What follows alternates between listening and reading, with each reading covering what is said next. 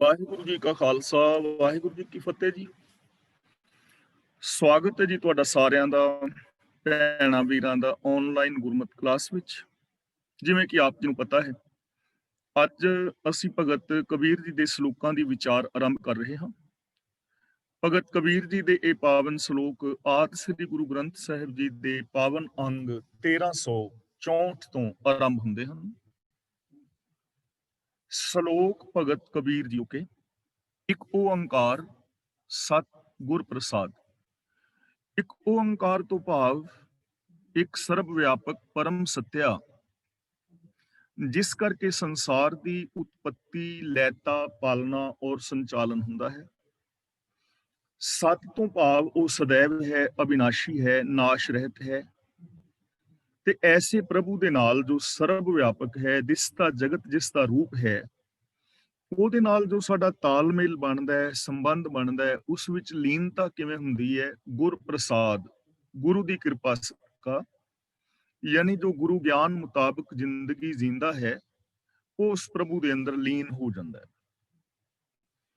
ਕਬੀਰ ਮੇਰੀ ਸਿਮਰਨੀ ਰਸਨਾ ਉਪਰ ਰਾਮ, ਆਦ ਜੁਗਾਦੀ ਸਗਲ ਭਗਤ ਤਾਕੋ ਸੁਖ ਵਿਸਰਾਮ। ਇਹ ਪਹਿਲਾ ਸ਼ਲੋਕ ਹੈ। ਇਸ ਦੀ ਪਹਿਲੀ ਪੰਕਤੀ ਦੇ ਵਿਸਰਾਮ ਇਸ ਤਰ੍ਹਾਂ ਹੋਣਗੇ। ਕਬੀਰ ਸ਼ਬਦ ਤੇ ਥੋੜਾ ਜਿਹਾ ਰੁਕਾਂਗੇ। ਕਬੀਰ ਮੇਰੀ ਸਿਮਰਨੀ ਰਸਨਾ ਉਪਰ ਰਾਮ।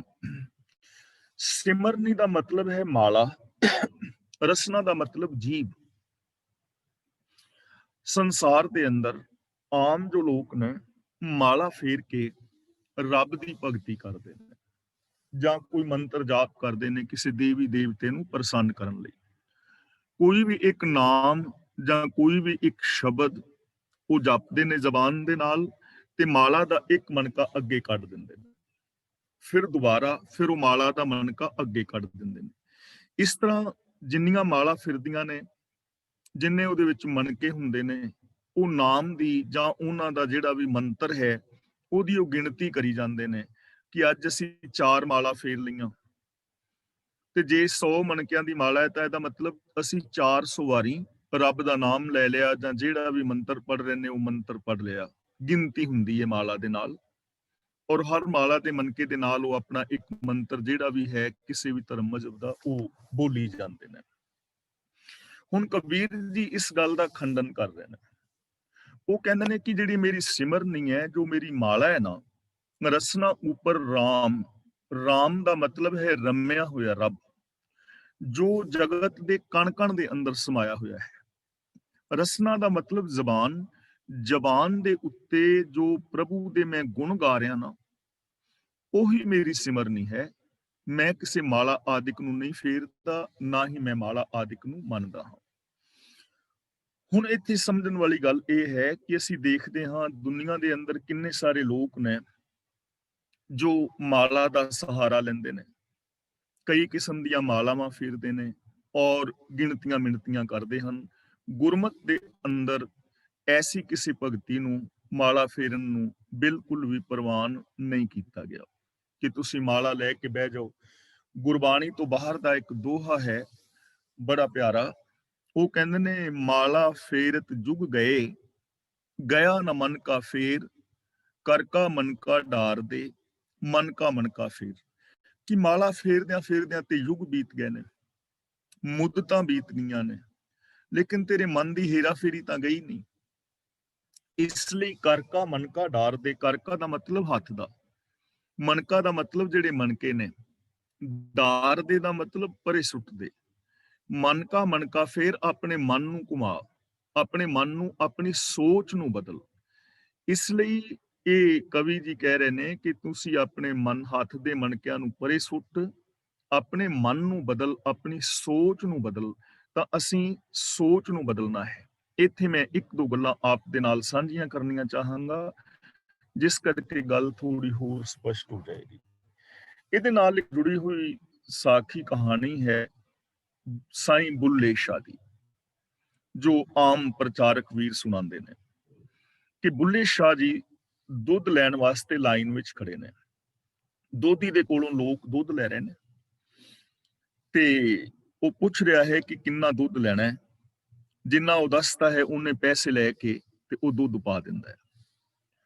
ਹੁਣ ਜਦੋਂ ਇੱਕ ਬੰਦੇ ਨੂੰ ਬੁੱਲੇ ਸ਼ਾਹ ਨੇ ਦੇਖਿਆ ਕਿ ਇਹ ਬੰਦਾ ਆਇਆ ਹੈ, ਦੋਧੀ ਨੂੰ ਮਿਲਿਆ ਹੈ, ਦੋਧੀ ਨੇ ਇਸ ਨੂੰ ਗਲਵਕੜੀ ਵਿੱਚ ਲਿਆ ਹੈ, ਇਹਦਾ ਡੋਲੂ ਫੜਿਆ ਹੈ ਔਰ ਦੁੱਧ ਦੇ ਨਾਲ ਭਰ ਕੇ ਦੇ ਦਿੱਤਾ ਹੈ, ਨਾ ਤੇ ਇਹ ਪੁੱਛਿਆ ਹੈ ਕਿ ਤੂੰ ਕਿੰਨਾ ਦੁੱਧ ਲੈਣਾ ਹੈ ਤੇ ਨਾ ਹੀ ਉਹਦੇ ਤੋਂ ਪੈਸੇ ਲੈਣਾ।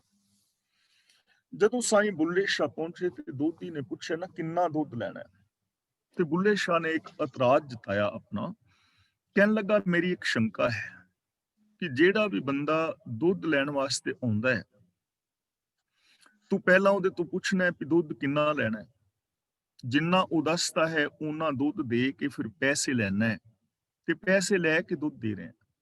ਲੇਕਿਨ ਇੱਕ ਬੰਦਾ ਆਇਆ 2 ਮਿੰਟ ਪਹਿਲਾਂ, ਉਹਦੇ ਤੋਂ ਨਾ ਤੂੰ ਪੁੱਛਿਆ ਕਿੰਨਾ ਦੁੱਧ ਲੈਣਾ ਹੈ, ਨਾ ਉਹਦੇ ਤੋਂ ਪੈਸੇ ਲੈਣੇ, ਉਹਨੂੰ ਡੋਲੂ ਜਾਂ ਬਰਤਨ ਉਹਦਾ ਦੁੱਧ ਦਾ ਭਰ ਕੇ ਦੇ ਦਿੱਤਾ ਹੈ, ਇਹਦਾ ਰੀਜ਼ਨ ਕੀ ਹੈ, ਕਾਰਨ ਕੀ ਹੈ?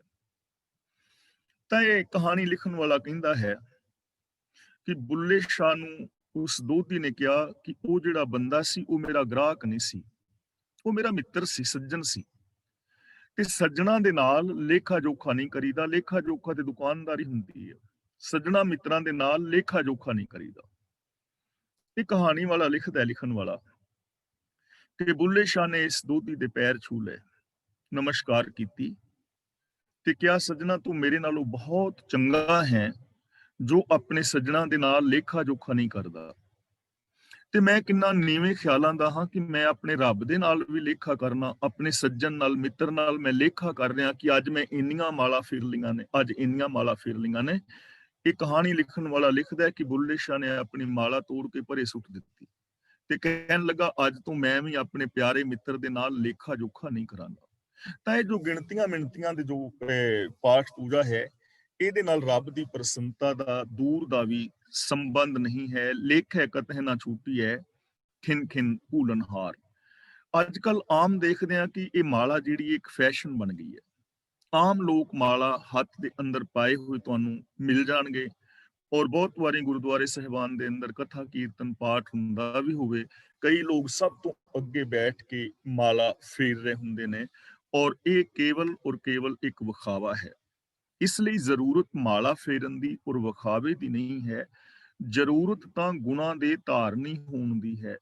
ਜੇ ਮਨ ਦੇ ਅੰਦਰ ਸੋਚ ਚੰਗੀ ਨਹੀਂ, ਬੋਲ ਚੰਗੇ ਨਹੀਂ, ਵਿਹਾਰ ਚੰਗਾ ਨਹੀਂ, ਤਾਂ ਮਾਲਾ ਜਿੰਨੀਆਂ ਮਰਜ਼ੀ ਫੇਰੀ ਜਾਓ, ਜਿੰਨੇ ਮਰਜ਼ੀ ਗਿਣਤੀ ਮਿੰਤੀ ਦੇ ਪਾਠ ਪੂਜਾ ਕਰੀ ਜਾਓ, ਇਹਨਾਂ ਦੇ ਨਾਲ ਕਦੇ ਵੀ ਜੀਵਨ ਦੇ ਅੰਦਰ ਸੁੱਖ, ਸ਼ਾਂਤੀ, ਆਨੰਦ, ਖੇੜਾ ਮਿਲਣ ਵਾਲਾ ਨਹੀਂ ਹੈ।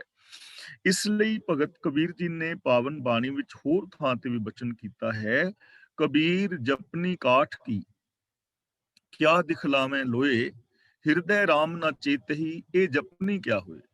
ਉਹ ਕਹਿੰਦੇ ਨੇ ਕਿ ਇਹ ਲੱਕੜ ਦੀ ਮਾਲਾ ਕੀ ਲੋਕਾਂ ਨੂੰ ਵਿਖਾ ਰਿਹਾ, ਤੇਰੇ ਹਿਰਦੇ ਦੇ ਅੰਦਰ, ਤੇਰੀ ਸੋਚ ਦੇ ਅੰਦਰ ਤਾਂ ਰੱਬੀ ਗੁਣ ਨਹੀਂ ਹਨ।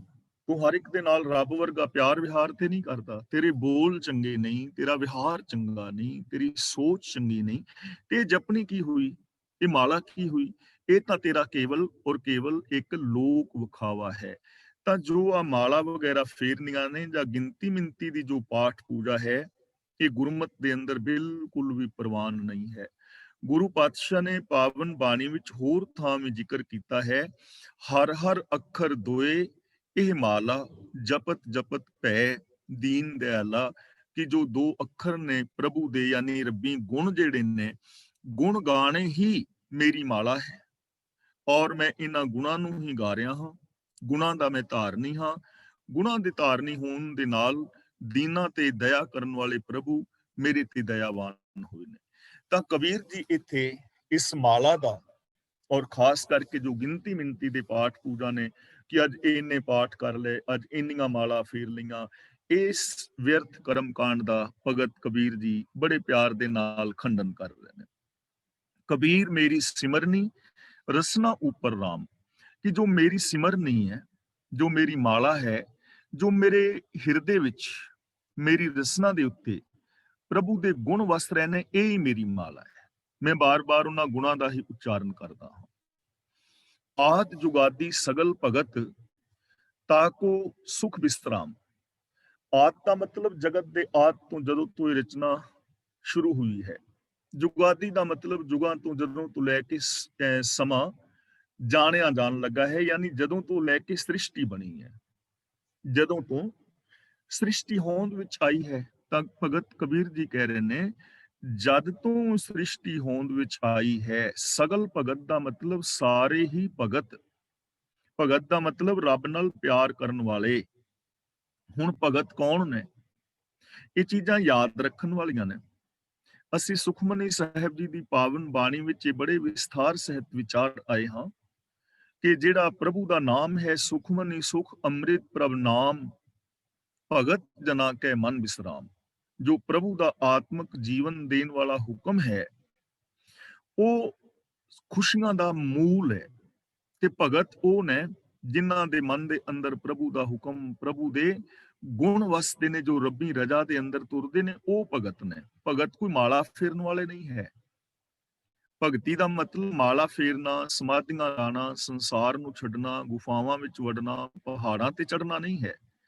ਜਪਜੀ ਸਾਹਿਬ ਜੀ ਦੀ ਪਾਵਨ ਬਾਣੀ ਵਿੱਚ ਵੀ ਅਸੀਂ ਇਹ ਖੁੱਲ ਕੇ ਵਿਚਾਰ ਚੁੱਕੇ ਹਾਂ ਕਿ ਸਾਰੇ ਜਿਹੜੇ ਗੁਣ ਨੇ, ਸਭ ਗੁਣ ਤੇਰੇ, ਮੈਂ ਨਾਹੀ ਕੋਏ, ਵਿਣ ਗੁਣ ਕੀਤੇ ਭਗਤ ਨਾ ਹੋਏ। ਕਿ ਤੇਰੇ ਗੁਣਾਂ ਦੇ ਧਾਰਨੀ ਹੋਣ ਤੋਂ ਬਿਨਾਂ ਤੇਰੀ ਭਗਤੀ ਨਹੀਂ ਹੁੰਦੀ। ਤਾਂ ਇੱਥੇ ਭਗਤ ਦਾ ਮਤਲਬ ਉਹ ਨਹੀਂ ਹੈ ਕਿ ਜਿਨ੍ਹਾਂ ਨੇ ਚੋਲੇ ਪਾਏ ਨੇ, ਜਿਨ੍ਹਾਂ ਨੇ ਸੰਸਾਰ ਦਾ ਤਿਆਗ ਕੀਤਾ ਹੈ, ਜਾਂ ਜਿਨ੍ਹਾਂ ਨੇ ਗ੍ਰਸਤ ਨੂੰ ਤਿਆਗਿਆ, ਬ੍ਰਹਮਚਾਰੀ ਨੇ, ਵਿਆਹ ਆਦਿਕ ਨਹੀਂ ਕਰਾਇਆ, ਜਾਂ ਸਮਾਧੀਆਂ ਲਾ ਰਹੇ ਨੇ। ਇੱਥੇ ਭਗਤ ਦਾ ਮਤਲਬ ਉਹ ਨਹੀਂ ਹੈ, ਬਿਲਕੁਲ ਵੀ ਉਹ ਨਹੀਂ ਹੈ। ਇੱਥੇ ਭਗਤ ਦਾ ਮਤਲਬ ਹੀ ਇਹ ਹੈ ਜੋ ਰਜਾ ਵਿੱਚ ਤੁਰਦਾ ਹੈ, ਜੋ ਰੱਬੀ ਗੁਣਾਂ ਨੂੰ ਗਾਉਂਦਾ ਹੈ। ਤਾਂ ਆਦ ਜੁਗਾਦੀ ਸਗਲ ਭਗਤ, ਜਦ ਤੋਂ ਸ੍ਰਿਸ਼ਟੀ ਬਣੀ ਹੈ, ਸਾਰੇ ਭਗਤ ਪ੍ਰਭੂ ਦੇ ਗੁਣ ਹੀ ਗਾਉਂਦੇ ਆ ਰਹੇ ਨੇ।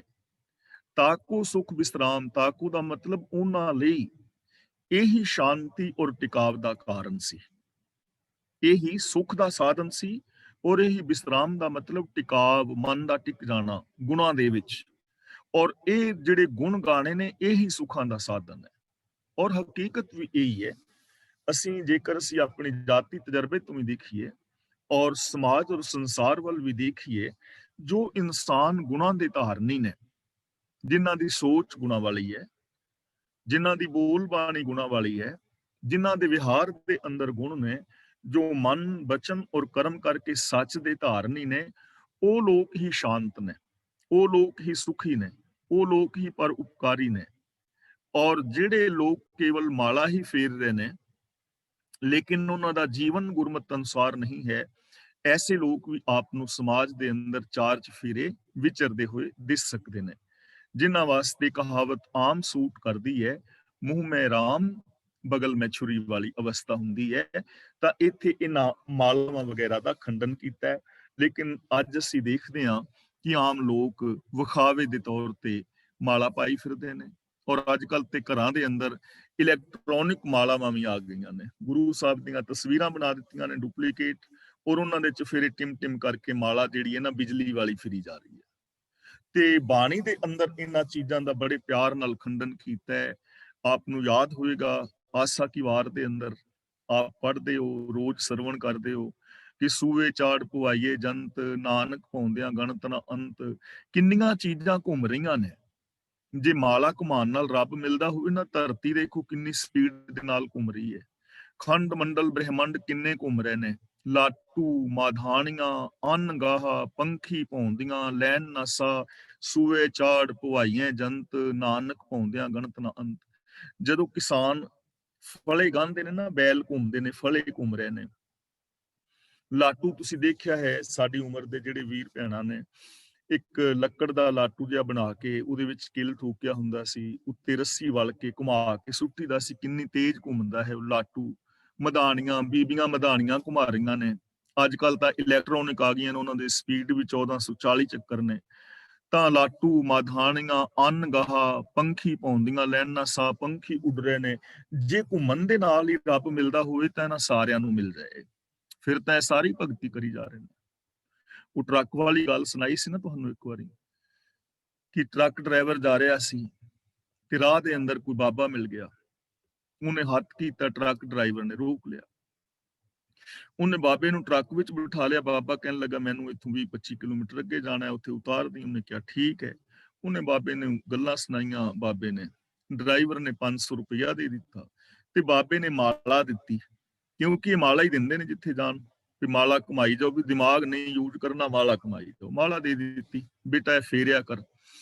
ਕੋਈ 6 ਮਹੀਨੇ ਬਾਅਦ ਉਹ ਫਿਰ ਡਰਾਈਵਰ ਉਧਰੋਂ ਲੰਘਿਆ ਕੁਦਰਤੀ, ਤੇ ਕੁਦਰਤੀ ਉਹ ਬਾਬਾ ਵੀ ਜਾ ਰਿਹਾ ਸੀ। ਉਹਨੇ ਹੱਥ ਕੀਤਾ, ਦੋਵਾਂ ਨੇ ਇੱਕ ਦੂਜੇ ਨੂੰ ਪਛਾਣ ਲਿਆ। ਉਹਨੇ ਟਰੱਕ ਰੋਕਿਆ, ਬਾਬਾ ਫਿਰ ਬਹਿ ਗਿਆ ਤੇ ਪੁੱਛਿਆ ਡਰਾਈਵਰ ਤੋਂ, ਬੇਟਾ ਮਾਲਾ ਫੇਰੀ? ਕਹਿਣ ਲੱਗਾ, ਜੀ ਬਹੁਤ ਫੇਰੀ, ਇੰਨੀ ਮਾਲਾ ਫੇਰੀ ਕਿ ਮੇਰੇ ਜਿੰਨੀ ਮਾਲਾ ਅੱਜ ਤੱਕ ਦੁਨੀਆ ਵਿੱਚ ਕਿਸੇ ਨੇ ਫੇਰੀ, ਵਰਲਡ ਰਿਕਾਰਡ ਮੇਰਾ ਬਣ ਸਕਦਾ ਹੈ। ਤੇ ਪੁੱਛਿਆ ਵੀ ਇੰਨੀ ਮਾਲਾ ਫੇਰੀ, ਧੰਨਵਾਦ ਤੇਰਾ, ਤੇ ਰੱਬ ਮਿਲਿਆ? ਕਹਿਣ ਲੱਗਾ ਵੀ ਰੱਬ ਰੂਪ ਤੇ ਨਹੀਂ ਮਿਲਿਆ, ਮਾਲਾ ਬੜੀ ਫੇਰੀ ਹੈ। ਕਹਿਣ ਲੱਗਾ ਫੇਰੀ ਕਿਵੇਂ? ਕਹਿੰਦਾ ਟਰੱਕ ਦੇ ਟਾਇਰ ਦੇ ਨਾਲ ਬੰਨ੍ਹਣੀ ਹੈ, ਰਾਤ ਦਿਨ ਘੁੰਮਦੀ ਹੈ, ਸਾਰਾ ਦਿਨ ਘੁੰਮਦੀ ਹੈ, 24 ਘੰਟੇ ਮੈਂ ਟਰੱਕ ਚਲਾਣਾ, ਘੁੰਮੀ ਜਾਂਦੀ। ਤਾਂ ਜੇ ਤੇ ਐਵੇਂ ਮਿਲਦਾ ਹੋਵੇ ਫਿਰ ਤੇ ਟਰੱਕ ਦੇ ਟਾਇਰ ਘੁੰਮ ਰਹੇ ਨੇ, ਸਾਈਕਲ ਦੇ ਟਾਇਰ ਘੁੰਮ ਰਹੇ ਨੇ। ਇਸ ਲਈ ਇੱਥੇ ਸੁੱਖ ਔਰ ਸ਼ਾਂਤੀ ਮਿਲਣੀ ਹੈ ਰੱਬੀ ਗੁਣਾਂ ਦੇ ਨਾਲ। ਇਹ ਜੋ ਗਿਣਤੀ ਮਿੰਤੀ ਦੇ ਪਾਠ ਪੂਜਾਵਾਂ ਨੇ, ਮਾਲਾਵਾਂ ਨੇ, ਇਹਨਾਂ ਦਾ ਭਗਤ ਕਬੀਰ ਜੀ ਖੁੱਲੇ ਤੌਰ ਤੇ ਖੰਡਨ ਕਰ ਰਹੇ। ਅਗਲਾ ਸਵਾਲ, ਅਗਲਾ ਸ਼ਲੋਕ, ਕਬੀਰ ਮੇਰੀ ਜਾਤ ਕੋ ਸਭ ਕੋ ਹਸਨੇ ਹਾਰ, ਬਲਿਹਾਰੀ ਇਸ ਜਾਤ ਕੋ ਜਿਹ ਜਪਿਓ ਸਿਰਜਨਹਾਰ। ਹੁਣ ਦੇਖੋ ਭਗਤ ਕਬੀਰ ਜੀ ਦੇਖਦੇ ਨੇ ਕਿ ਦੁਨੀਆ ਦੇ ਅੰਦਰ ਧਰਮ ਦੇ ਨਾਮ ਦੇ ਉੱਤੇ ਗਿਣਤੀ ਮਿੰਤੀ ਦੀ ਪਾਠ ਪੂਜਾ, ਔਰ ਜਿਸ ਤੋਂ ਅੱਗੇ ਫਿਰ ਬਹੁਤ ਵੱਡਾ ਵਪਾਰ ਚੱਲ ਜਾਂਦਾ ਨਾ, ਕਿ ਤੁਸੀਂ ਇੰਨੇ ਪਾਠ ਕਰੋ, ਤੁਹਾਡਾ ਇਹ ਕਾਰਜ ਰਾਸ ਹੋ ਜਾਏਗਾ। ਤੇ ਬੰਦਾ ਕਹਿੰਦਾ ਮੇਰੇ ਕੋਲ ਤੇ ਇੰਨਾ ਟਾਈਮ ਨਹੀਂ ਹੈ। ਤੇ ਫਿਰ ਪੁਜਾਰੀ ਕਹਿੰਦਾ ਵੀ ਕੋਈ ਗੱਲ, ਤੇਰੇ ਕੋਲ ਟਾਈਮ ਨਹੀਂ ਤਾਂ ਪਾਠ ਮੈਂ ਕਰ ਦਿਆਂਗਾ, ਮਾਲਾ ਤੇਰੇ ਨਾਮ ਦੀ ਮੈਂ ਫਿਰ ਦਿਆਂਗਾ, ਤੂੰ ਭੇਟਾ ਦੇ ਦੇਵੀਂ। ਹੁਣ ਚੱਲ ਗਿਆ ਨਾ ਅੱਗੇ ਇੱਕ ਵਪਾਰ, ਔਰ ਇਹ ਬਹੁਤ ਵੱਡਾ ਵਪਾਰ ਇਸੇ ਤਰ੍ਹਾਂ ਚੱਲਦਾ ਹੈ। ਭਗਤ ਕਬੀਰ ਜੀ ਨੇ ਇਹਨਾਂ ਚੀਜ਼ਾਂ ਤੋਂ ਉਸ ਟਾਈਮ ਦੇ ਸਮਾਜ ਨੂੰ ਸੁਚੇਤ ਕੀਤਾ। ਦੇਖੋ ਅੱਜ ਤੋਂ ਇੰਨੇ 500-600 ਸਾਲ ਪਿੱਛੇ ਚਲੇ ਜਾਓ, ਉਦੋਂ ਕਿੰਨੀ ਵੱਡੀ ਜਾਗਰਤੀ ਲਿਆ ਰਹੇ ਨੇ, ਕਿੱਡੀ ਵੱਡੀ ਕ੍ਰਾਂਤੀ ਲਿਆ ਰਹੇ ਨੇ, ਕਿੱਡੇ ਵੱਡੇ ਕ੍ਰਾਂਤੀਕਾਰੀ ਇਹ ਭਗਤ ਜਨ ਹੋਣਗੇ, ਤੇ ਲੋਕਾਂ ਨੂੰ ਸੁਚੇਤ ਕੀਤਾ। ਪਰ ਅਸੀਂ ਅੱਜ ਵੀ ਬਹੁਤੇ ਫਸੇ ਹੋਏ ਹਾਂ। ਅਗਲੀ ਗੱਲ ਸੀ ਜਾਤੀਵਾਦ ਦੀ। ਉਦੋਂ ਦਾ ਸਮਾਜ ਜਿਹੜਾ ਹੈ 4 ਵਰਨਾਂ ਦੇ ਅੰਦਰ ਵੰਡਿਆ ਹੋਇਆ ਦਿਸਦਾ ਹੈ, ਬ੍ਰਾਹਮਣ, ਕਸ਼ਤਰੀ, ਸ਼ੂਦਰ, ਵੈਸ਼, ਅੱਗੋਂ ਉਹਨਾਂ ਦੀਆਂ ਜਾਤਾਂ ਔਰ ਅੱਗੋਂ ਉਪਜਾਤਾਂ। ਤੇ ਫਿਰ ਲੋਕ ਨੀਵੀਆਂ ਜਾਤਾਂ ਵਾਲੇ ਲੋਕਾਂ ਦੇ ਨਾਲ ਵਿਹਾਰ ਬੜਾ ਗਲਤ ਕਰਦੇ ਸੀ। ਇਹਦੇ ਬਾਰੇ ਆਪ ਨੇ ਖੁੱਲ ਕੇ ਪਿੱਛੇ ਸੁਣਿਆ ਵੀ ਹੋਇਆ ਹੈ, ਔਰ ਆਪ ਅੱਜ ਵੀ ਮਨੁ ਸਿਮਰਤੀ ਪੜ੍ਹ ਸਕਦੇ ਹੋ, ਜਿਸ ਦੇ ਅੰਦਰ ਇਹ ਚੀਜ਼ਾਂ ਆਪ ਨੂੰ ਮਿਲ ਜਾਣਗੀਆਂ। ਸ਼ੂਦਰ ਲੋਕ, ਅਖੌਤੀ ਨੀਵੀਂ ਜਾਤਾਂ ਦੇ, ਉਹ ਅੱਜ ਵੀ ਉਹਨਾਂ ਨੂੰ ਬਹੁਤ ਸਾਰੇ ਮੰਦਰਾਂ, ਧਰਮਾਂ ਸਥਾਨਾਂ ਦੇ ਵਿੱਚ ਵੜਨ ਦੀ ਇਜਾਜ਼ਤ ਨਹੀਂ ਹੈ। ਪਸ਼ੂਆਂ ਵਾਲਾ ਵਿਹਾਰ ਕੀਤਾ ਜਾਂਦਾ ਸੀ, ਜਾਤਾਂ ਪਾਤਾਂ ਦੇ ਅੰਦਰ ਬੰਦਾ ਵੰਡਿਆ ਹੋਇਆ ਸੀ। ਤੇ ਇਸੇ ਤਰ੍ਹਾਂ ਹੁਣ ਭਗਤ ਕਬੀਰ ਜੀ ਆਪਣੀ ਗੱਲ ਕਰ ਰਹੇ ਨੇ, ਕਬੀਰ ਮੇਰੀ ਜਾਤ ਕੋ ਸਭ ਕੋ ਹਸਨੇ ਹਾਰ, ਕਿ ਮੇਰੀ ਜਾਤ ਨੂੰ ਹਰ ਬੰਦਾ ਹੀ ਹੱਸਦਾ ਸੀ, ਮਜ਼ਾਕ ਸਮਝਦਾ ਸੀ, ਜੁਲਾਹਾ ਬਰਾਦਰੀ। ਤੇ ਉਹ ਕਹਿ ਰਿਹਾ ਹੈ ਕਿ ਮੇਰੀ ਜਾਤ ਨੂੰ ਸਾਰੇ ਹੀ ਮਜ਼ਾਕ ਕਰਦੇ ਨੇ, ਮੈਨੂੰ ਇੱਕ ਮਜ਼ਾਕ ਦਾ ਪਾਤਰ ਸਮਝਿਆ ਹੋਇਆ ਹੈ। ਜੁਲਾਹਾ ਜਾਤ ਨੂੰ ਲੋਕ ਮਜ਼ਾਕ ਦਾ ਪਾਤਰ ਸਮਝ ਰਹੇ ਨੇ। ਮੇਰੀ ਜਾਤ ਤੇ ਸਾਰੇ ਹੀ ਲੋਕ ਹੱਸਦੇ ਨੇ, ਮਜ਼ਾਕ ਕਰਦੇ ਨੇ, ਆਪਣੇ ਆਪ ਨੂੰ ਉੱਚੀ ਜਾਤ ਦਾ ਸਮਝਦੇ ਨੇ। ਔਰ ਭਗਤ ਕਬੀਰ ਜੀ ਨੇ ਦੇਖੋ ਅੱਜ ਤੋਂ ਕਿੰਨੇ 100 ਸਾਲ, ਸੈਂਕੜੇ ਸਾਲ ਪਹਿਲਾਂ, ਜਦੋਂ ਕਿ ਘੋਰ ਅਨਰਥ ਸੀ, ਅਗਿਆਨਤਾ ਦਾ ਘੁੱਪ ਹਨੇਰਾ ਸੀ, ਉਦੋਂ ਤਰਕ ਦੇ ਰਹੇ ਨੇ। ਜਦੋਂ ਭਗਤ ਕਬੀਰ ਜੀ ਨੂੰ ਕਿਸੇ ਬ੍ਰਾਹਮਣ ਨੇ ਕਿਹਾ ਨਾ ਕਿ ਤੂੰ ਛੋਟੀ ਜਾਤ ਦਾ ਹੈ, ਜੁਲਾਹਾ ਹੈ, ਮੈਂ ਉੱਚੀ ਜਾਤ ਦਾ ਹਾਂ, ਤੂੰ ਰੱਬ ਦਾ ਨਾਮ ਨਹੀਂ ਲੈ ਸਕਦਾ, ਤੂੰ ਨੀਚ ਹੈ ਜਾਂ ਨੀਵਾਂ ਹੈ, ਤਾਂ ਭਗਤ ਕਬੀਰ ਜੀ ਨੇ ਕਿੰਨਾ ਸੁੰਦਰ ਤਰਕ ਦਿੱਤਾ ਹੈ। ਆਪ ਸਵਾਲ ਕਰ ਰਹੇ ਨੇ ਕਿ ਸੱਜਣਾ, ਮੈਂ ਤੇਰੀ ਗੱਲ ਨੂੰ ਮੰਨ ਲਾਂਗਾ, ਮੈਨੂੰ ਮੰਨਣ ਵਿੱਚ ਕੋਈ ਪ੍ਰੋਬਲਮ ਨਹੀਂ ਹੈ, ਮੈਨੂੰ ਕੋਈ ਇਤਰਾਜ਼ ਨਹੀਂ ਕਿ ਜੇ ਮੈਂ ਨੀਵਾਂ ਵਾਂ ਤੇ ਮੈਂ ਮੰਨ ਲਵਾਂਗਾ, ਪਰ ਨੀਵੇਂ ਔਰ ਉੱਚੇ ਦਾ ਬੇਸ ਤੇ ਦੱਸ, ਕੋਈ ਕਾਰਨ ਤੇ ਦੱਸ, ਫਰਕ ਕੀ ਹੈ ਤੇਰੇ ਮੇਰੇ ਵਿੱਚ? ਤੁਮ ਕਤ ਬਾਹਮਣ ਹਮ ਕਤ ਸੂਦ, ਤੂੰ ਕਿਵੇਂ ਬ੍ਰਾਹਮਣ ਉੱਚੀ ਜਾਤ ਦਾ ਹੈ ਔਰ ਮੈਂ ਕਿਵੇਂ ਨੀਵੀਂ ਜਾਤ ਦਾ? ਹਮ ਕਤ ਲੋਹੂ ਤੁਮ ਕਤ ਦੂਧ, ਮੇਰੀਆਂ ਰਗਾਂ ਦੇ ਵਿੱਚ ਕਿਹੜਾ ਖੂਨ ਹੈ ਤੇ ਤੇਰੀਆਂ ਰਗਾਂ ਵਿੱਚ ਦੁੱਧ ਹੈ। ਜੇ ਤੇਰੀਆਂ ਰਗਾਂ ਵਿੱਚ ਦੁੱਧ ਹੁੰਦਾ, ਮੇਰੀਆਂ ਰਗਾਂ ਵਿੱਚ ਖੂਨ ਹੁੰਦਾ, ਤਾਂ ਮੈਂ ਮੰਨ ਲੈਂਦਾ ਕਿ ਤੂੰ ਉੱਚਾ, ਮੈਂ ਨੀਵਾਂ। ਕਹੋਰੇ ਪੰਡਿਤ ਬਾਹਮਣ ਕਬ ਕੇ ਹੋਏ, ਬਾਹਮਣ ਕਹਿ ਕੇ ਜਨਮ ਮਤ ਹੋਏ। ਤਾਂ ਕਬੀਰ ਜੀ ਸਾਨੂੰ ਸਮਝਾ ਰਹੇ ਨੇ ਕਿ ਮੇਰੀ ਜਾਤ ਨੂੰ ਸਾਰੇ ਹੀ ਹੱਸਦੇ ਸੀ, ਮਜ਼ਾਕ ਕਰਦੇ ਸੀ। ਸਾਹਿਬ ਸ੍ਰੀ ਗੁਰੂ ਨਾਨਕ ਪਾਤਸ਼ਾਹ ਜੀ ਨੇ ਜਾਤੀਵਾਦ ਦਾ ਖੰਡਨ ਕੀਤਾ ਹੈ। ਫੱਕੜ ਜਾਤੀ ਫੱਕੜ ਨਾਉ, ਔਰ ਗੁਰੂ ਪਾਤਸ਼ਾਹ ਨੇ ਤਾਂ ਪਾਵਨ ਬਚਨ ਕੀਤਾ ਹੈ, ਜਿੱਥੇ ਲੇਖਾ ਮੰਗੀ ਹੈ ਤਿੱਥੇ ਦੇਹ ਜਾਤ ਨਾ ਜਾਏ।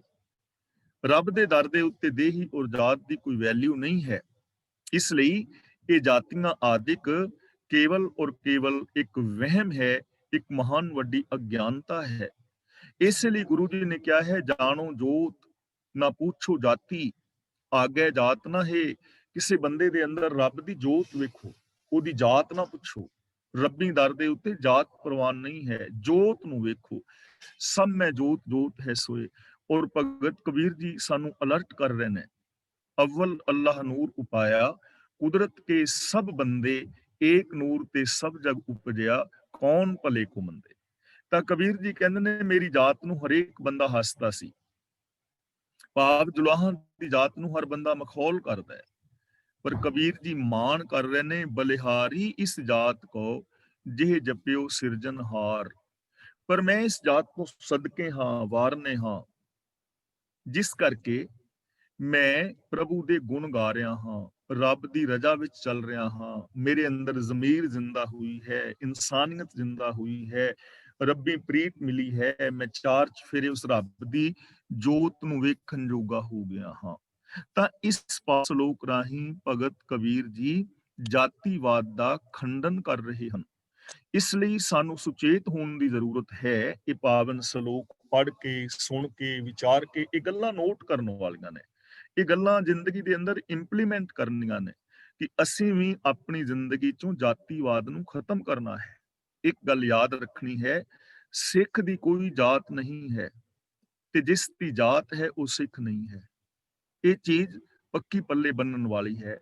ਤਾਂ ਹੀ ਸਾਨੂੰ ਪਾਵਨ ਬਾਣੀ ਪੜ੍ਹ ਕੇ, ਸੁਣ ਕੇ, ਇਹਦਾ ਲਾਭ ਸਾਨੂੰ ਤਾਂ ਹੋਏਗਾ ਜੇ ਅਸੀਂ ਇੰਪਲੀਮੈਂਟ ਕਰਾਂਗੇ। ਸਾਡੀ ਮਾਨਸਿਕਤਾ, ਸਾਡੀ ਸੋਚ ਦੇ ਅੰਦਰ ਵਿਸ਼ਾਲਤਾ ਆਏਗੀ। ਤਾਂ ਕਬੀਰ ਜੀ ਇਸ ਸ਼ਲੋਕ ਰਾਹੀਂ ਜਾਤੀਵਾਦ ਦਾ ਖੰਡਨ ਕਰਦੇ ਨੇ। ਅਗਲਾ ਬਚਨ ਕਰਦੇ ਨੇ, ਕਬੀਰ ਡਗਮਗ ਕਿਆ ਕਰੇ, ਕਹਾ ਡੁਲਾਵਹਿ ਜੀਓ, ਸਰਬ ਸੁਖ ਕੋ ਨਾਏ ਕੋ, ਰਾਮ ਨਾਮ ਰਸ ਪੀਓ।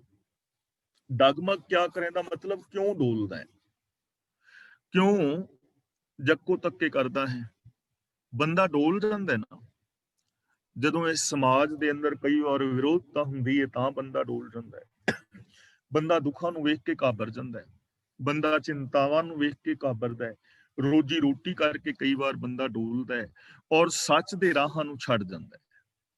ਦੁੱਖ ਆ ਜਾਏ ਨਾ, ਬਹੁਤ ਸਾਰੇ ਲੋਕ ਸੱਚ ਦੇ ਰਾਹ ਨੂੰ ਛੱਡ ਜਾਂਦੇ ਨੇ, ਔਰ ਕਈ ਵਾਰ ਲੋਕ ਸੁੱਖ ਆ ਜਾਏ ਤਾਂ ਵੀ ਸੱਚ ਨੂੰ ਛੱਡ ਕੇ, ਗੁਰਮਤ ਨੂੰ ਛੱਡ ਕੇ ਉਹ ਲਾਂਭੇ ਹੋ ਜਾਂਦੇ ਨੇ।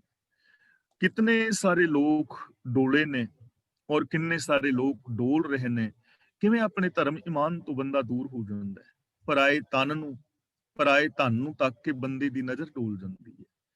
ਬੇਗਾਨੇ ਹੱਕ ਬੰਦਾ ਖਾ ਲੈਂਦਾ ਹੈ, ਲੋਕਾਂ ਦੇ ਨਾਲ ਨਫ਼ਰਤ ਆਪਣੇ ਅੰਦਰ ਪੈਦਾ ਕਰ ਲੈਂਦਾ ਹੈ, ਆਪਣੇ ਅੰਦਰ ਹੰਕਾਰ ਪੈਦਾ ਕਰ ਲੈਂਦਾ ਹੈ। ਇਹ ਸਾਰੀਆਂ ਡੋਲਣ ਵਾਲੀਆਂ ਗੱਲਾਂ ਹੀ ਨੇ। ਇਨਸਾਨੀਅਤ ਤੋਂ ਡਿੱਗ ਜਾਣਾ, ਆਪਣੇ ਫਰਜ਼ਾਂ ਤੋਂ ਦੂਰ ਚਲੇ ਜਾਣਾ, ਸਚਾਈ ਤੋਂ ਥੱਲੇ ਡਿੱਗ ਜਾਣਾ, ਇਸ ਨੂੰ ਤੇ ਡੋਲਣਾ ਕਹਿੰਦੇ ਨੇ।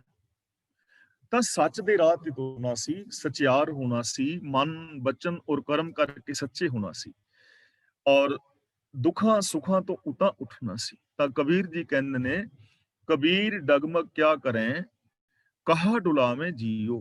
ਕਹਾ ਦਾ ਮਤਲਬ ਕਿਉਂ। ਤੇ ਕਬੀਰ ਜੀ ਕਹਿ ਰਹੇ ਨੇ ਕਿ ਇਹ ਮੇਰੇ ਮਨਾਂ ਤੂੰ ਕਿਉਂ ਡਗਮਗ ਕਰਦਾ ਹੈ, ਕਿਉਂ ਡੋਲਦਾ ਹੈ। ਰੱਬੀ ਗੁਣ ਗਾਨ ਤੂੰ ਕਿਉਂ ਆਪਣਾ ਮਨ ਚੁਰਾਂਦਾ ਹੈ, ਸੱਚ ਤੇ ਕਿਉਂ ਨਹੀਂ ਤੁਰਦਾ, ਕਿਉਂ ਸੱਚ ਨੂੰ ਵਿਸਾਰ ਕੇ ਤੇ ਭਟਕ ਰਿਹਾ ਹੈ। ਤੈਨੂੰ ਭਟਕਣਾ ਨਹੀਂ ਚਾਹੀਦਾ, ਸੱਚੇ ਰਾਹਾਂ ਤੇ ਤੁਰ, ਜੀਵਨ ਦੇ ਅੰਦਰ ਭਟਕ ਨਾ। ਰੱਬੀ ਗੁਣਾਂ ਨੂੰ ਗਾਣ ਲੱਗਿਆ ਜੱਕੋ ਤੱਕੇ ਨਾ ਕਰ, ਗੁਣਾਂ ਦਾ ਧਾਰਨੀ ਹੋਣ ਲੱਗਿਆ ਆਲਸ ਨਾ ਕਰ, ਸਗੋਂ ਸੱਚ ਦੇ ਨਾਲ, ਗੁਣਾਂ ਦੇ ਨਾਲ ਜੁੜਿਆ ਰਹੋ। ਤੇ ਇਹਦਾ ਰਿਜ਼ਲਟ ਕੀ ਨਿਕਲੇਗਾ।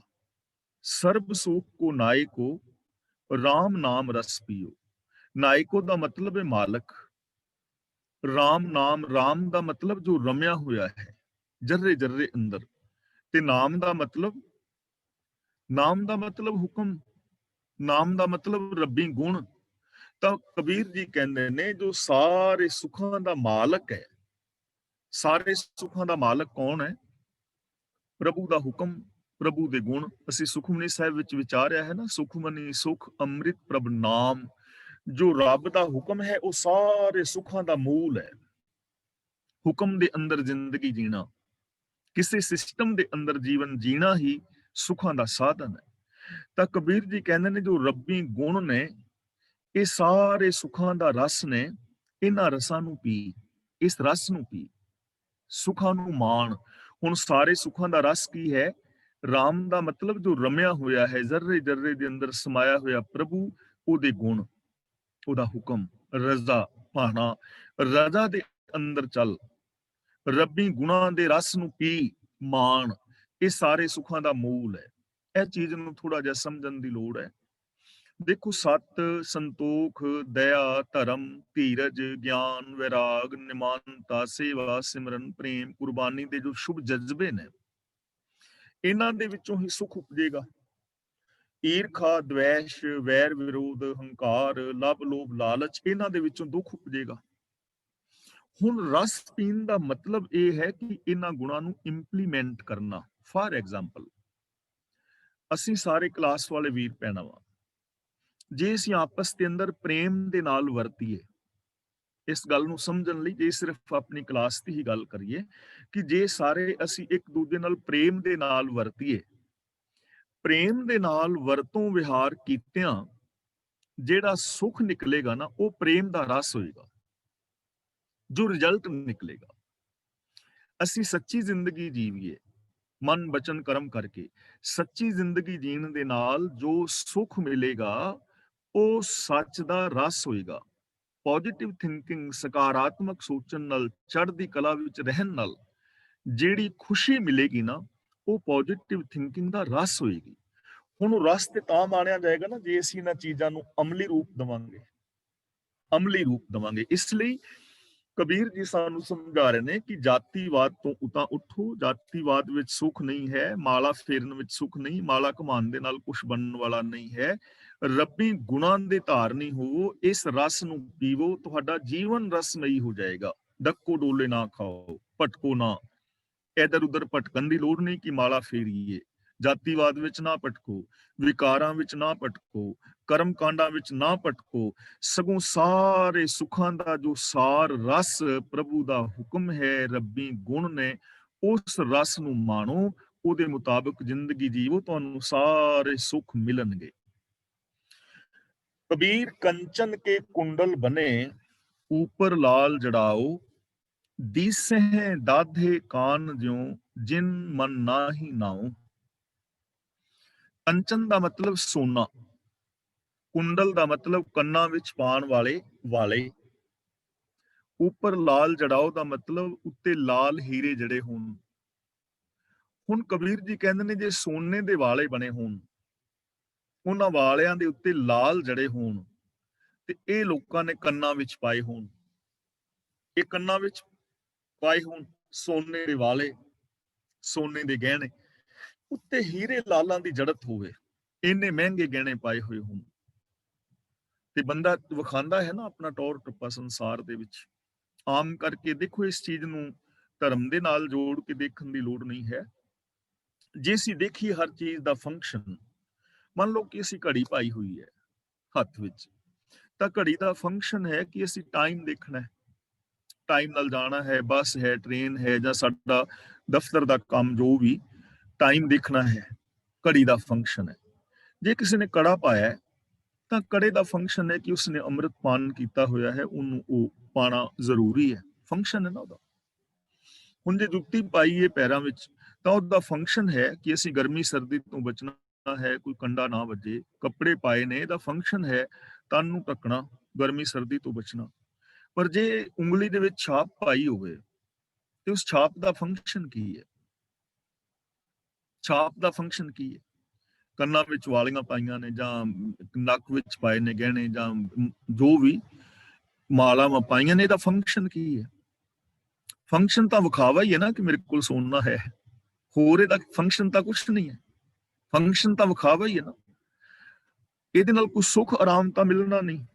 ਜੇ ਕੋਈ ਬੰਦਾ ਚਾਹੇ ਕਿ ਕੇਵਲ ਸੋਨੇ ਦੇ ਹੀਰੇ ਜਵਾਹਰਾਤਾਂ ਦੇ ਗਹਿਣੇ ਪਾ ਕੇ ਤੇ ਮੇਰੇ ਅੰਦਰ ਇਨਸਾਨੀਅਤ ਪੈਦਾ, ਅੰਦਰ ਦੀ ਖੁਸ਼ੀ ਪੈਦਾ ਹੋ ਜਾਏ ਜਾਂ ਸ਼ੁਭ ਗੁਣ ਪੈਦਾ ਹੋ ਜਾਣ, ਤਾਂ ਐਸਾ ਤਾਂ ਨਹੀਂ ਹੈ।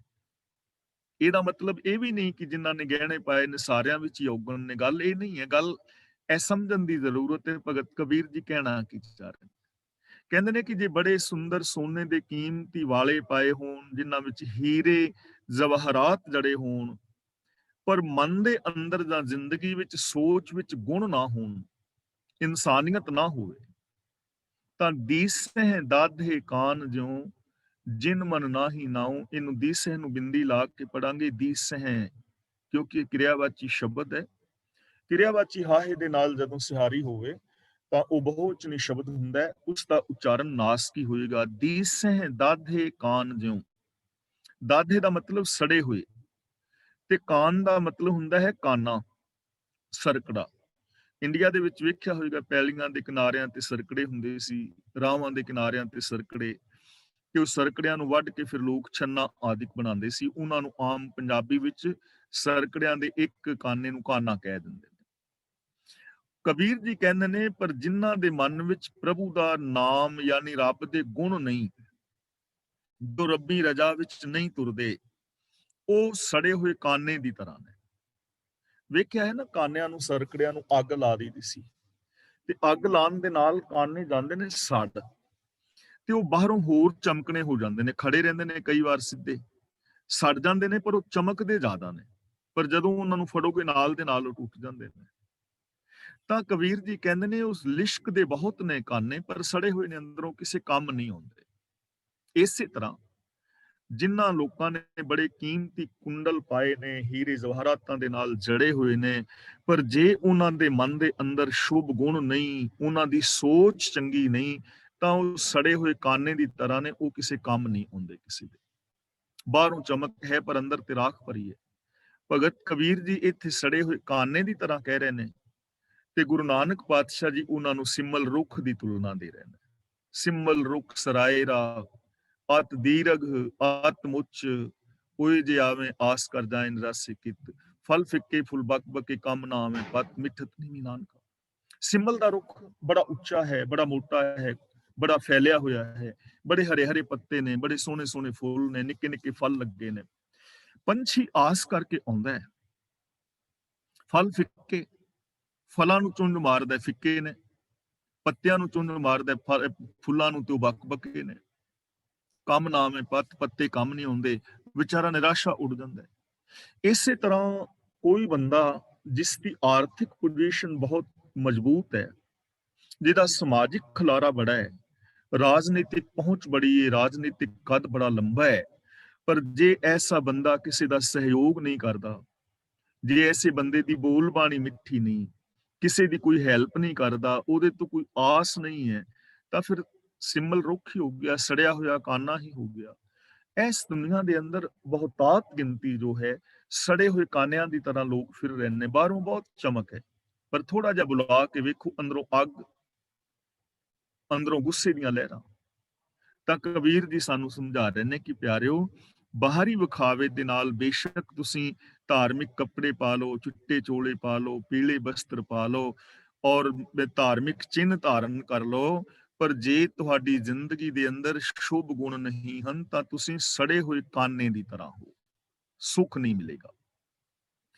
ਕਬੀਰ ਐਸਾ ਏਕ ਆਧ ਜੋ ਜੀਵਤ ਮ੍ਰਿਤਕ ਹੋਏ, ਨਿਰਭੈ ਹੋਏ ਕੈ ਗੁਣ ਰਵੈ, ਜਤ ਪੇਖੋਂ ਤਤ ਸੋਏ। ਹੁਣ ਕਬੀਰ ਜੀ ਕਹਿੰਦੇ ਨੇ ਕਿ ਸਾਰੇ ਲੋਕ ਇਸ ਦੁਨੀਆ ਦੇ ਵਿੱਚ ਸੜੇ ਹੋਏ ਕਾਨਿਆਂ ਵਰਗੇ ਨਹੀਂ, ਸਾਰੇ ਲੋਕ ਇੱਥੇ ਵਿਖਾਵੇ ਦੀ ਮਾਲਾ ਫੇਰਨ ਵਾਲੇ ਨਹੀਂ, ਸਾਰੇ ਲੋਕ ਇੱਥੇ ਜਾਤੀਵਾਦ ਨੂੰ ਮੰਨਣ ਵਾਲੇ ਨਹੀਂ ਹਨ, ਕੁਝ ਲੋਕ ਚੰਗੇ ਵੀ ਨੇ।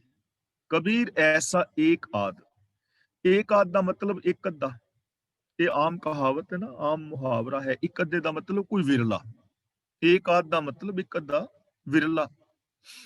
ਇੱਥੇ ਏਕ ਆਦ ਦਾ ਮਤਲਬ ਇਹ ਨਹੀਂ ਕਿ ਇੱਕ ਤੇ ਅੱਧਾ ਮਤਲਬ ਡੇਢ ਨਹੀਂ, ਏਕ ਆਦ ਦਾ ਮਤਲਬ ਵਿਰਲੇ ਦਾ ਮਤਲਬ ਹੈ। ਏਕ ਆਦ ਕੋਈ ਵਿਰਲਾ ਹੈ ਜੋ ਜੀਵਤ ਮ੍ਰਿਤਕ ਹੋਏ, ਜਿਹੜਾ ਜਿਉਂਦਾ ਹੀ ਮੁਰਦਾ ਹੋਇਆ ਹੋਇਆ ਹੈ।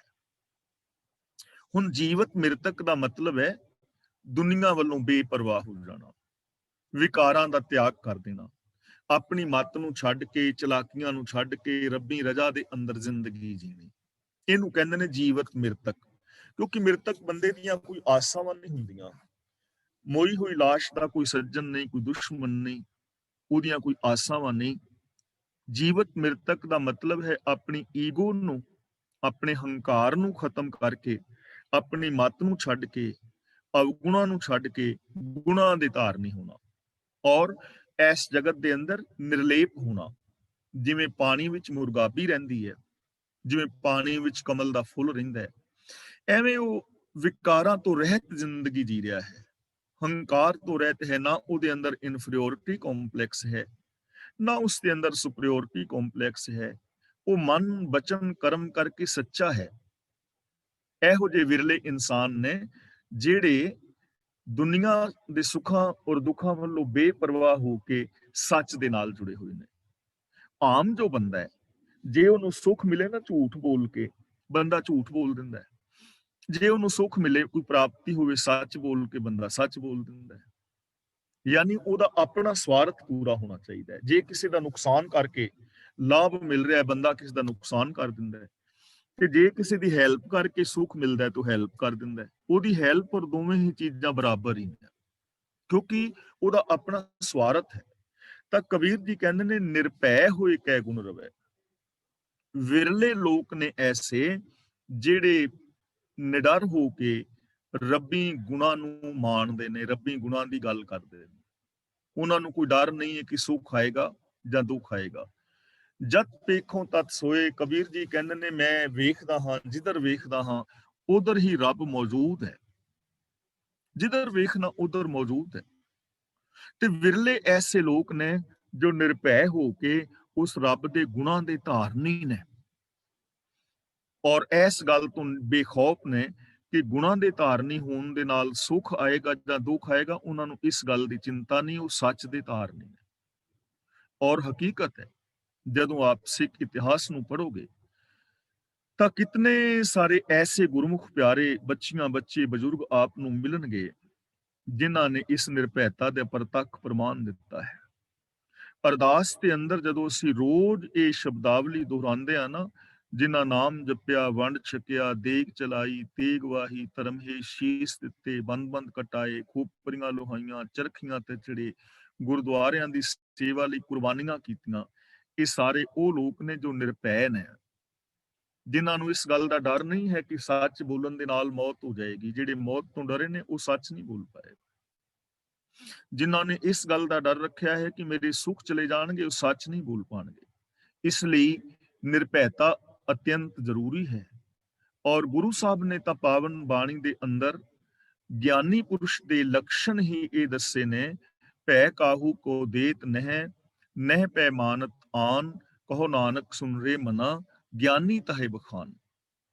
ਯਾਨੀ ਜਿਹੜਾ ਨਾ ਡਰਦਾ ਹੈ, ਨਾ ਡਰਾਉਂਦਾ ਹੈ, ਨਾ ਜ਼ੁਲਮ ਕਰਦਾ ਹੈ, ਨਾ ਜ਼ੁਲਮ ਸਹਾਰਦਾ ਹੈ, ਸਗੋਂ ਆਪ ਵੀ ਚੰਗੀ ਜ਼ਿੰਦਗੀ ਜੀਂਦਾ ਹੈ, ਦੂਜਿਆਂ ਨੂੰ ਵੀ ਚੰਗੀ ਜ਼ਿੰਦਗੀ ਜੀਣ ਦੀ ਪ੍ਰੇਰਨਾ ਦਿੰਦਾ ਔਰ ਹੈਲਪ ਕਰਦਾ ਹੈ। ਗੁਰੂ ਜੀ ਨੇ ਪ੍ਰਭੂ ਗੁਣ ਹੈ ਉਹ ਵੀ ਨਿਰਭੈ ਹੀ ਰੱਖਿਆ ਹੈ ਕਿ ਪ੍ਰਭੂ ਨਿਰਭਉ ਹੈ, ਪ੍ਰਭੂ ਨਿਰਵੈਰ ਹੈ।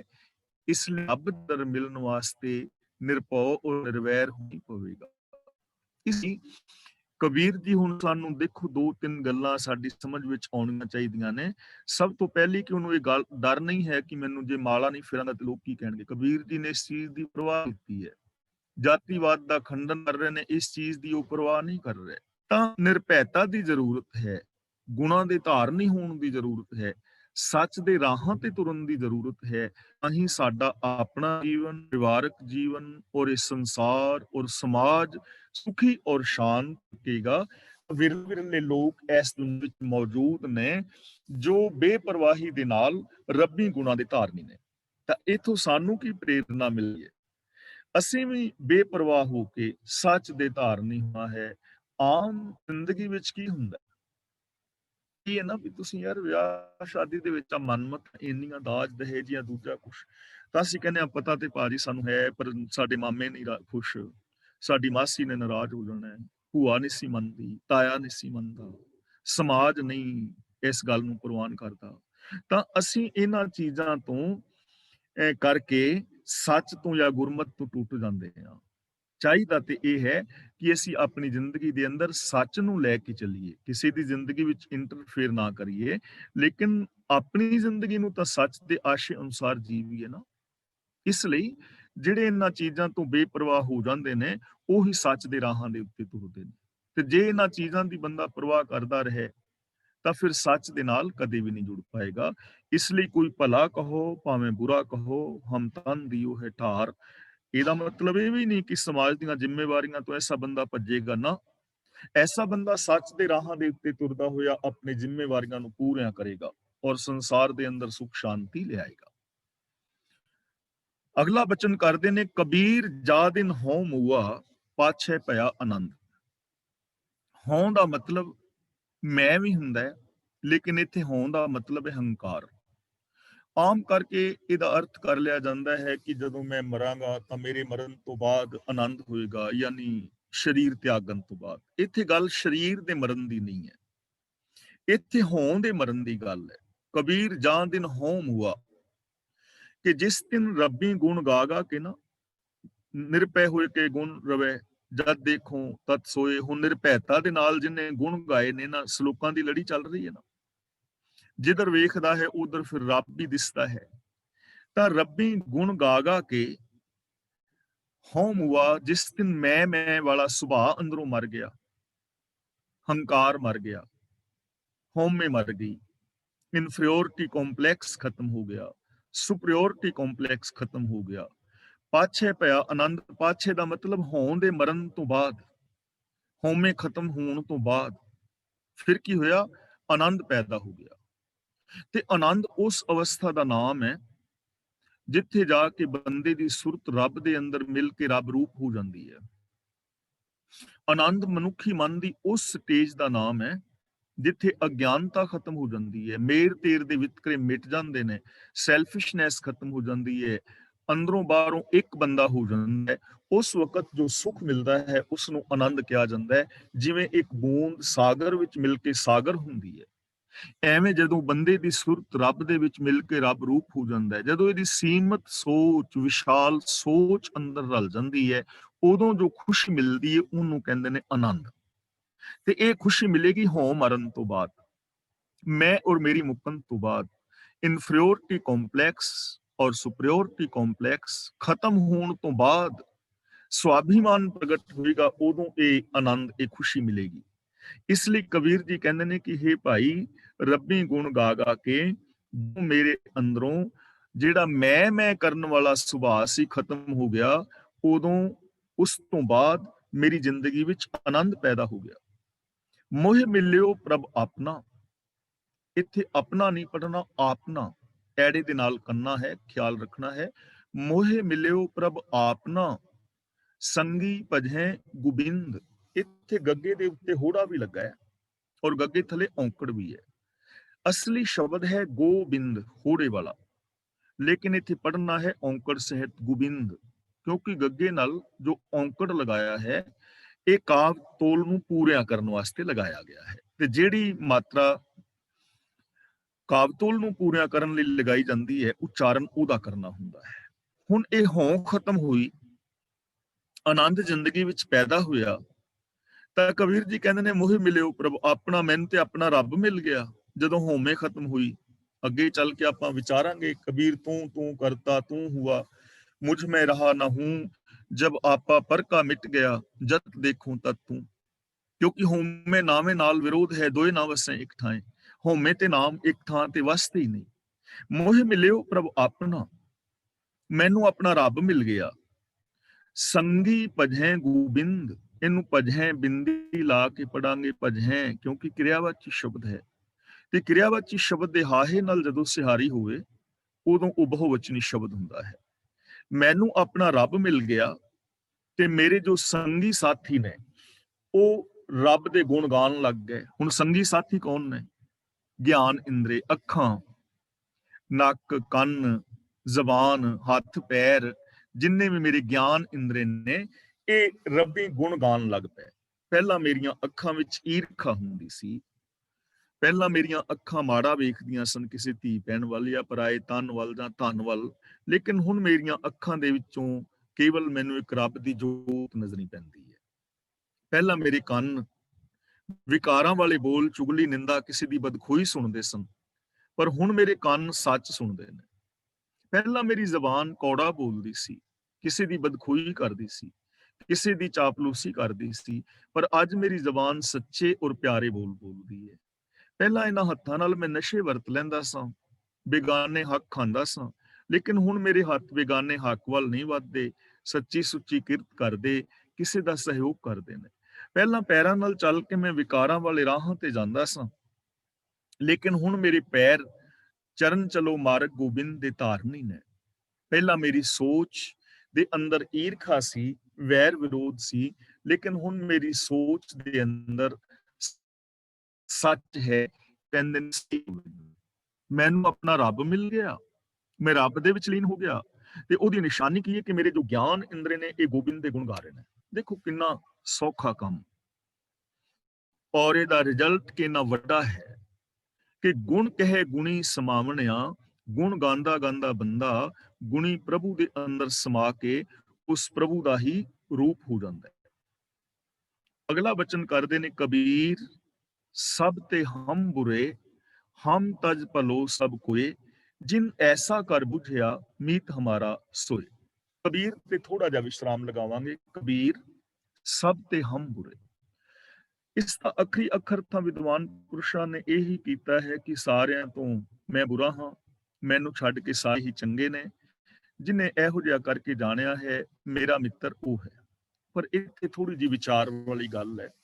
ਸਪੋਜ਼ ਜਿਵੇਂ ਅਖਰੀ ਅਰਥ ਅਸੀਂ ਕੀਤੇ ਨੇ, ਮੈਂ ਇਹ ਸਮਝ ਲਵਾਂ ਕਿ ਮੈਂ ਬੁਰਾ ਹਾਂ ਤੇ ਮੇਰੇ ਤੋਂ ਬਿਨਾਂ ਸਾਰੀ ਦੁਨੀਆ ਭਲੀ ਹੈ। ਸਪੋਜ਼ ਸ਼ਬਦ ਨੂੰ ਲੈ ਕੇ ਸਮਝਣਾ, ਸਪੋਜ਼ ਮੈਂ ਮੰਨ ਲਵਾਂ ਕਿ ਮੈਂ ਬੁਰਾ ਹਾਂ, ਬਾਕੀ ਸਾਰੀ ਦੁਨੀਆ ਭਲੀ ਹੈ, ਤਾਂ ਕਿ ਇੰਨਾ ਕਹਿਣ ਦੇ ਨਾਲ ਬਾਕੀ ਸਾਰੀ ਦੁਨੀਆ ਭਲੀ ਹੋ ਜਾਏਗੀ।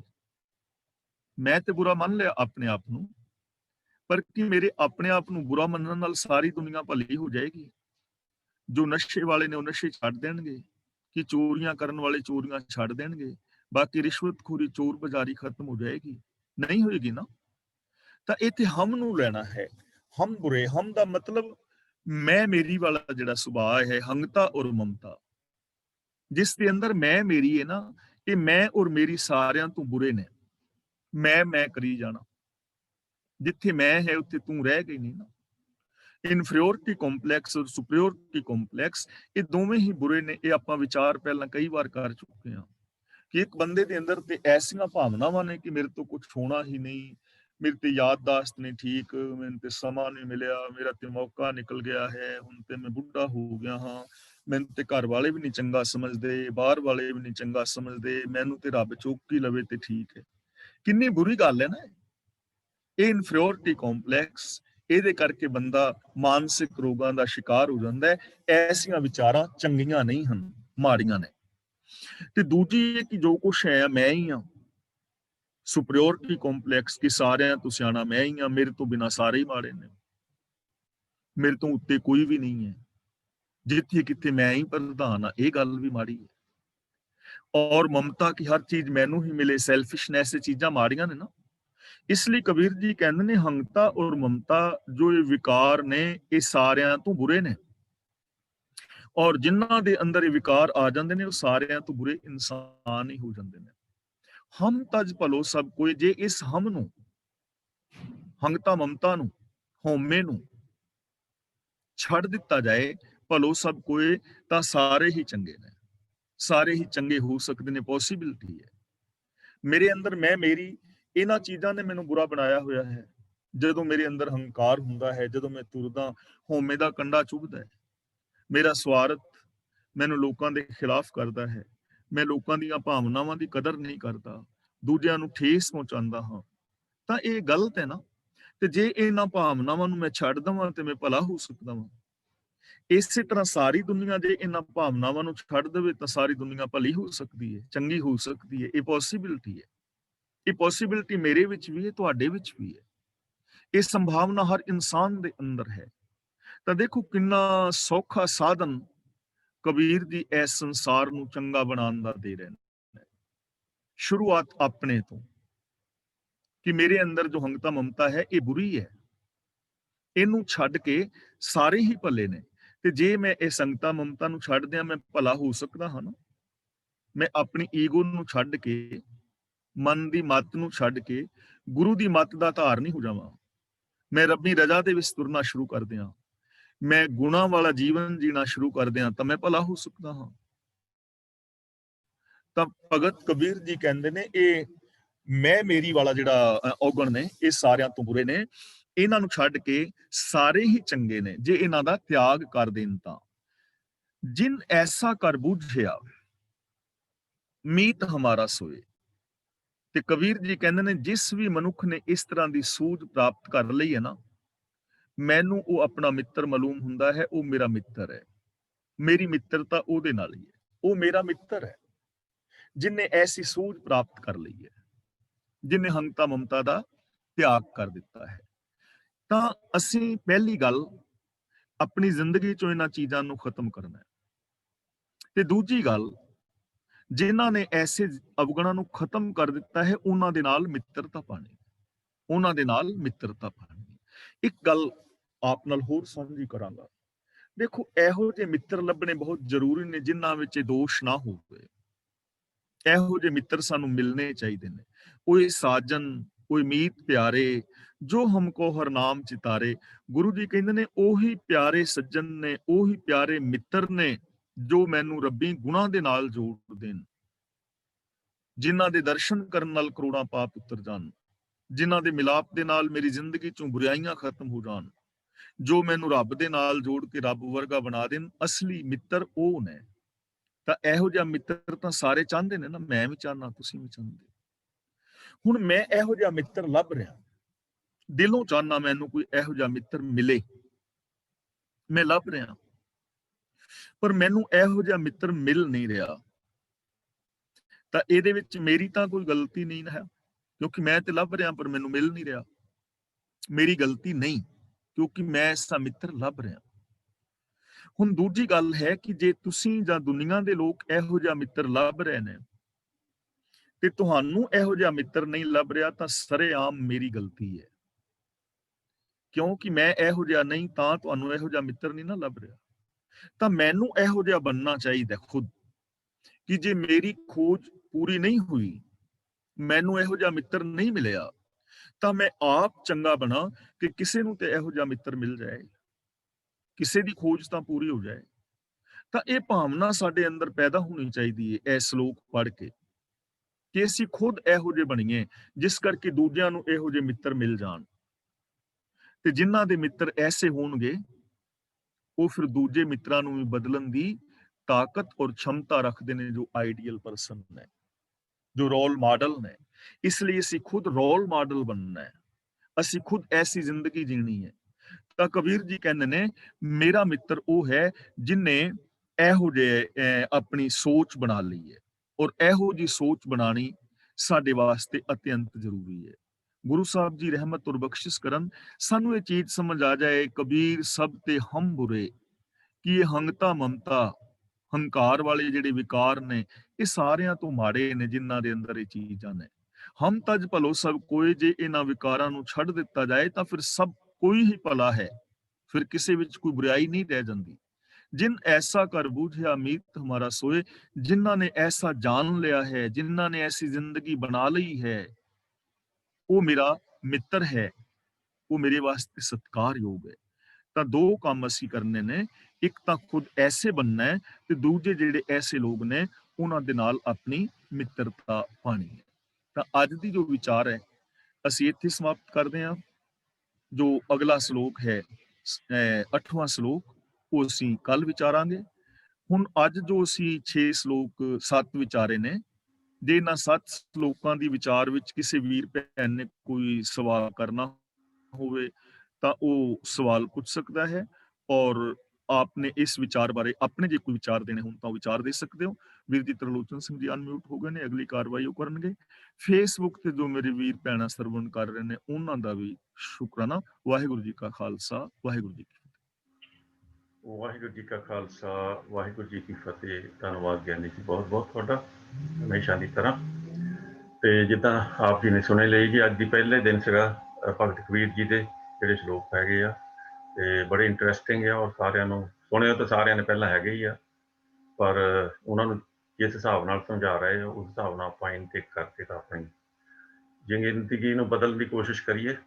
ਤੇ ਇਸ ਕਰਕੇ ਧੰਨਵਾਦ। ਤੇ ਅਨਮਿਊਟ ਹੋ ਜਾਓ ਜੀ, ਜੇ ਕਿਸੇ ਨੇ ਆਪਣੇ ਕੋਈ ਵਿਚਾਰ ਦੇਣੇ ਆ ਜਾਂ ਕੋਈ ਕੁਐਸਚਨ ਪੁੱਛਣਾ ਤਾਂ ਅਸੀਂ ਉਹਨਾਂ ਦੇ ਸਵਾਲ ਲਵਾਂਗੇ। ਤੇ ਸਾਡੇ ਨਾਲ ਜਸਵੀਰ ਕੌਰ ਜੀ ਸਭ ਤੋਂ ਪਹਿਲਾਂ ਅਨਮਿਊਟ ਹੋਏ, ਮੈਂ ਉਹਨਾਂ ਨੂੰ ਕਹਿਣਾ, ਤੇ ਉਹਦੇ ਬਾਅਦ 'ਚ ਹੋਰ ਵੀ ਕਿਸੇ ਨੇ ਕੋਈ ਪੁੱਛਣਾ ਗਿੱਛਣਾ ਹੋਵੇ ਤਾਂ ਉਹ ਜ਼ਰੂਰ ਅਨਮਿਊਟ ਹੋ ਜਾਓ। ਹਾਂਜੀ ਜਸਵੀਰ ਕੌਰ ਜੀ।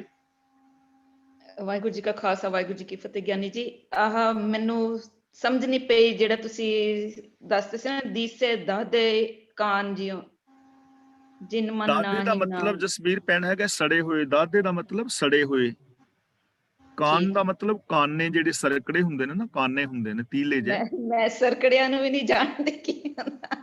ਅੱਛਾ, ਤੇ ਦੂਜੀ ਭੈਣ ਜੋ ਤੁਹਾਡੀ ਲੈਂਗੁਏਜ ਸਮਝਦੀ, ਉਹਨਾਂ ਨੂੰ ਪਤਾ ਹੈ ਭੈਣ ਸਰਕੜੇ ਕਿਹਨੂੰ ਕਹਿੰਦੇ ਨੇ ਜਾਂ ਕਾਨੇ ਕਿਹਨੂੰ ਕਹਿੰਦੇ ਨੇ? ਕੋਈ ਇੰਗਲਿਸ਼ ਵਿੱਚ ਭੈਣ ਨੂੰ ਦੱਸ ਸਕਦਾ ਵੀਰ ਭੈਣਾ? ਸਤਵੰਤ ਕੌਰ ਜੀ ਸ਼ਾਇਦ ਦੱਸ ਦੇਣਗੇ ਜੇ ਉਹਨਾਂ ਨੂੰ, ਉਹਨਾਂ ਦੇ ਵਾਈਲਡ ਹੁੰਦੇ ਆ।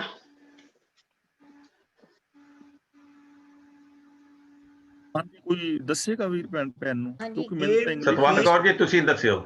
ਹਾਂਜੀ, ਕਾਨੇ ਤਾਂ ਉਹ ਹੁੰਦੇ ਨੇ ਬੈਂਬੂ। ਅੱਛਾ, ਬੈਂਬੂ। ਹਾਂਜੀ, ਬੈਂਬੂ ਨਹੀਂ ਹੁੰਦਾ ਜੀ, ਬੈਂਬੂ ਨਹੀਂ ਹੁੰਦਾ, ਬੈਨੂ। ਹਾਂਜੀ, ਮੈਨੂੰ ਸਰਕੜੇ ਦਾ ਨਹੀਂ ਪਤਾ। ਨਹੀਂ ਉਹ ਛੋਟੇ ਛੋਟੇ ਕੰਡੇ ਹੁੰਦੇ ਆ। ਨਹੀਂ, ਜਿਹੜਾ ਬੈਂਬੂ ਹੁੰਦਾ ਆ ਉਹ ਸ਼ਾਰਪ ਨਹੀਂ ਹੁੰਦਾ। ਜਿਹੜੇ ਕਾਨੇ ਹੁੰਦੇ ਆ ਉਹ ਸਾਡੇ ਇਲਾਕੇ ਦੇ ਵਿੱਚ ਆ, ਉਹ ਜਿੱਥੇ ਨਾ ਵਾਈਲਡ ਸਟਰੀਮ ਲੰਘਦੀ ਆ ਉਹਦੇ ਵਿੱਚ ਉਹ ਬਹੁਤ, ਉਹਨੂੰ ਸਰਵਾੜ ਵੀ ਕਿਹਾ ਜਾਂਦਾ। ਉਹਦੇ ਜਿਹੜੇ ਐਜਿਸ ਹੁੰਦੇ ਆ ਨਾ, ਉਹ ਇੰਨੇ ਸ਼ਾਰਪ ਹੁੰਦੇ, ਜਿਹੜੇ ਉਹਦੇ ਲੀਵਸ ਹੁੰਦੇ ਆ ਨਾ, ਤੇ ਮਤਲਬ ਬਹੁਤ ਸ਼ਾਰਪ ਹੁੰਦੇ ਆ। ਤੇ ਉਹਦੇ ਵਿੱਚੋਂ ਇੱਕ ਗੱਭਿਓ ਸਟੈਮ ਨਿਕਲਦੀ ਆ, ਜਿਹਦੇ ਉੱਤੇ ਨਾ ਇੱਥੇ ਮੇਰੇ ਖਿਆਲ 'ਚ ਇੱਥੇ ਵੀ ਗੋਰਿਆਂ ਨੇ, ਸਾਡੇ ਘਰ ਦੇ ਮੋਹਰੇ ਹੈਗੇ ਆ। ਮੈਂ ਜਸਵੀਰ ਕੌਰ ਜੀ ਜਿਸਲੇ ਸਮਰ ਦੇ ਵਿੱਚ ਉਹ ਨਿਕਲੂਗਾ ਮੈਂ ਤੁਹਾਨੂੰ ਫੋਟੋ ਭੇਜੂਗੀ। ਠੀਕ ਆ। ਉਹਨਾਂ ਦੇ ਉਹਦੇ ਜਿਹੜਾ ਹੁੰਦਾ ਨਾ ਉਹ ਬਹੁਤ ਬਿਊਟੀਫੁਲ ਹੁੰਦਾ। ਜਦੋਂ ਐਕਚੁਅਲੀ ਬਰਸਾਤ ਦੇ ਮੌਸਮ ਦੇ ਵਿੱਚ ਨਾ, ਜਦੋਂ ਆਪਣੇ ਬਹੁਤ ਹੁੰਦੀ ਆ ਮੀਂਹ, ਰੇਨੀ ਸੀਜ਼ਨ ਹੁੰਦਾ ਆ, ਉਦੋਂ ਉਹ ਫੈਲਦੇ ਆ। ਤੇ ਉਹ ਹਾਂਜੀ 5-5, 6-6 ਫੁੱਟ ਹੋ ਜਾਂਦੇ। ਪਰ ਬੈਂਬੂ ਇਜ਼ ਕੰਪਲੀਟਲੀ ਡਿਫਰੈਂਟ। ਕਾਨੇ ਜਿਹੜੇ ਆ ਬਿਲਕੁਲ ਡਿਫਰੈਂਟ ਹੁੰਦੇ ਆ। ਸਾਡੇ ਵੱਲੋਂ ਉਹਨਾਂ ਦੀ ਮਿੱਲ ਲੱਗੀ ਸੀ, ਉਹਦਾ ਪੇਪਰ ਵੀ ਬਣਦਾ ਆ ਗਾਲ ਕੇ ਉਹਨਾਂ ਨੂੰ। ਹਾਂਜੀ, ਤੇ ਉਹ ਮੈਂ ਤੁਹਾਨੂੰ ਫੋਟੋ ਭੇਜੂਗੀ। ਮੇਰੇ ਇੱਥੇ ਗੁਆਂਢੀ ਆ ਸਾਹਮਣੇ ਬੰਗਲੋ, ਉਹਨਾਂ ਨੇ ਬਾਹਰ ਲਾਏ ਹੋਏ ਆ ਉਹ। ਅਸੀਂ ਜਸਵੀਰ ਕੌਰ ਨੂੰ ਇੱਥੇ ਲਿਆ ਕੇ ਦਿਖਾ ਦੇਣੇ, ਸਾਡੇ ਲਾਗੇ ਹੀ ਆ ਇਹ, ਬਹੁਤੀ ਦੂਰ ਨਹੀਂ। ਜਸਵੀਰ ਕੌਰ ਭੈਣ ਜੀ, ਇਹਦਾ ਨਾ ਇੰਗਲਿਸ਼ ਵਿੱਚ ਆ ਰਿਹਾ VINEGAR, VINEGAR, ਸਰਕੜੇ ਦਾ ਮੀਨਿੰਗ ਇੰਗਲਿਸ਼ ਵਿੱਚ ਆ ਰਿਹਾ। ਤੇ ਇਹਨਾਂ ਜਿਵੇਂ ਉਹ ਭੈਣ ਨੇ ਦੱਸਿਆ, ਇੱਧਰ ਤੁਸੀਂ ਵਿਨੇਗਰ ਹੋ ਗਿਆ ਨਹੀਂ, ਮੇਰੇ ਵੱਲ ਬੈਂਬੂ ਨੂੰ ਕਾਨਾ ਕਹਿੰਦੇ ਆ। 5-6 ਫੁੱਟ ਲੰਬੇ ਹੁੰਦੇ ਨੇ। ਕਹਿੰਦੇ ਬੈਂਬੂ ਬਾਂਸ ਹੁੰਦਾ ਆ ਜੀ। ਸੁਣੋ ਇੱਕ ਮਿੰਟ ਪਲੀਜ਼, ਸਾਰੇ ਗਿਆਨੀ ਜੀ ਕਰ ਲੈਣਗੇ। ਜਿੰਨੀ ਮੇਰੀ ਇਹ ਮੋਟੀ ਚੀਚੀ ਹੈ ਨਾ, ਇੰਨੇ ਮੋਟੇ ਔਰ ਲੰਬੇ ਹੁੰਦੇ ਨੇ, 4-5 ਫੁੱਟ। ਹਾਂਜੀ, ਔਰ ਜਦੋਂ ਇਹਨਾਂ ਨੂੰ ਅੱਗ ਲਾਈ, ਇਹਨਾਂ ਦੇ ਨਾ ਘਾਹ ਜਿਹਾ ਹੁੰਦਾ ਬਾਜਰੇ ਵਰਗਾ, ਤੇ ਅੱਗ ਲਾਉਣ ਨਾਲ ਉਹ ਪੱਤੇ ਸੜ ਜਾਂਦੇ ਨੇ, ਤੇ ਕਾਨਾ ਵੀ ਬਾਹਰੋਂ ਨਾ ਸੜ ਜਾਂਦਾ ਹੈ। ਉਹਦੇ ਵਿੱਚ ਹੋਰ ਚਮਕ ਪੈਦਾ ਹੋ ਜਾਂਦੀ ਹੈ, ਪਰ ਇੰਜ ਲੱਗਦਾ ਵੀ ਜਿਵੇਂ ਚਮਕੀਲਾ, ਪਰ ਉਹ ਰਾਖ ਹੁੰਦੀ, ਟੁੱਟ ਜਾਂਦਾ ਹੈ। ਤੁਸੀਂ ਸਿੰਪਲ ਸਮਝਣ ਵਾਸਤੇ ਐਵੇਂ ਕਰ ਸਕਦੇ ਹੋ ਵੀ ਜਿਵੇਂ ਰੱਸੀ ਨਹੀਂ ਸੜ ਜਾਂਦੀ, ਹਾਂਜੀ, ਤੇ ਸੜੀ ਹੋਈ ਰੱਸੀ ਦੇ ਵੱਟ ਨਹੀਂ ਜਾਂਦੇ, ਲੱਗਦੀ ਰੱਸੀ ਪਰ ਹੁੰਦੀ ਨਹੀਂ। ਹਾਂਜੀ, ਤਾਂ ਉਵੇਂ ਕਬੀਰ ਜੀ ਸਾਨੂੰ ਸਿੰਪਲ ਤੁਸੀਂ ਐਵੇਂ ਸਮਝ ਸਕਦੇ ਹੋ ਵੀ ਜਿਨ੍ਹਾਂ ਨੇ ਬਾਹਰੋਂ ਆਪਣਾ ਬੜਾ ਚਮਕੇ ਨੇ, ਬੜਾ ਚੰਗੇ ਗਹਿਣੇ ਪਾਏ ਨੇ ਜਾਂ ਧਾਰਮਿਕ ਕੱਪੜੇ ਪਾਏ ਨੇ, ਪਰ ਅੰਦਰ ਉਹਨਾਂ ਦੇ ਸੱਚ ਨਹੀਂ ਹੈ, ਤਾਂ ਸੜੇ ਹੋਏ ਕਾਨਿਆਂ ਵਰਗੇ ਨੇ, ਸੜੇ ਹੋਏ ਤੀਲਿਆਂ ਵਰਗੇ ਨੇ। ਕੁਛ ਤੁਸੀਂ ਐਵੇਂ ਸਮਝ, ਸਟਿਕ ਕਹਿ ਲਓ ਜਾਂ ਇਸ ਹਿਸਾਬ ਨਾਲ ਤੁਸੀਂ ਸਟਿਕ ਵੀ ਕਹਿ ਸਕਦੇ ਆ। ਠੀਕ ਹੈ ਜੀ, ਸਿਰਫ ਸਮਝਣ ਦੀ ਗੱਲ ਹੈ, ਇਹਦੇ ਵਿੱਚ ਆਇਡੈਂਟੀਫਾਈ ਕਰਨੇ। ਤੁਸੀਂ ਜਸਵੀਰ ਕੌਰ ਜੀ ਇਹਦੇ 'ਚ ਲੰਘ ਜਾਇਓ, ਤੇ ਸਾਡੇ ਲੱਗੇ ਉਹ ਕਾਨੇ ਬਹੁਤ ਉਹਦੇ। ਡਰਾਈਡ ਬੈਂਬੂ ਨੂੰ ਕਾਨਾ ਕਹਿੰਦੇ ਆ। ਅੱਛਾ ਜੀ, ਅੱਛਾ, ਠੀਕ ਹੈ ਜੀ। ਆਪਾਂ ਇਹਦੇ ਵਾਸਤੇ ਬੈਂਬੂ ਨਾਲੋਂ ਪਤਲਾ ਹੁੰਦਾ। ਠੀਕ ਹੈ ਜੀ, ਆਪਾਂ ਇਹਦੇ ਬਾਰੇ ਬਹੁਤਾ ਡਿਟੇਲ 'ਚ ਨਾ ਜਾਈਏ, ਸਿਰਫ ਆਪਣਾ ਕੀ ਕਹਿੰਦੇ ਪ੍ਰਤੀਕ ਹੀ ਆਪਾਂ ਦੇਖਣਾ, ਉਹਦਾ ਹੋਰ ਕੋਈ ਬਹੁਤਾ ਨਹੀਂ। ਥਿੰਗ ਇਜ਼ ਮੈਂ ਟਰਾਈ ਕਰਦੀ ਸੀ ਮੇਰੇ ਮਾਈਂਡ ਦੇ ਵਿੱਚ ਲੈ ਕੇ ਆਉਣ ਨੂੰ, ਹਨਾ, ਕਿ ਕੀ ਹੋਊਗਾ ਉਹ। ਠੀਕ ਹੈ, ਠੀਕ ਹੈ, ਠੀਕ ਹੈ।